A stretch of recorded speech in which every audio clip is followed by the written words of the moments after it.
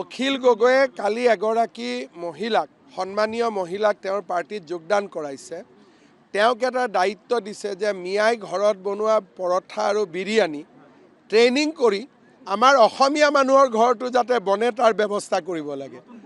তাতে মিয়াৰ পৰঠা আৰু বিৰিয়ানীৰ মাংসটো কি থাকিব, কাৰণ মিয়াৰ বিৰিয়ানীটো গৰু মাংস দি খায়। তাৰমানে তেওঁ ইনডাইৰেক্টলি, মইতো কালি ৰাতি অখিলক ফোন কৰিম বুলি ভাবিছিলোঁ, আজি কৰিম এটা সময়, যে এই যে বিৰিয়ানীটো হ'ব, বিৰিয়ানীটোৰ মাংস চিকেন হ'ব নে বিফ হ'ব, গৰু হ'ব নে মুৰ্গী হ'ব? আচল প্ৰশ্নটো হ'ল সেইটো। বৰ অসম বিৰিয়ানী আৰু পৰঠাক লৈ নহয়, মুছলমানে মুছলমানৰ খাদ্য খাব, হিন্দুৱে হিন্দুৰ খাদ্য খাব। কিন্তু বজাৰত বাহিৰত আমি কিটো খাদ্য খাম, যিটো সেকুলাৰ খাদ্য, যিটো হিন্দুৱে খাব পাৰিব, মুছলমানেও খাব পাৰিব। গাহৰি থাকিলে মুছলমানে নাখায়, গৰু থাকিলে হিন্দুৱে নাখায়।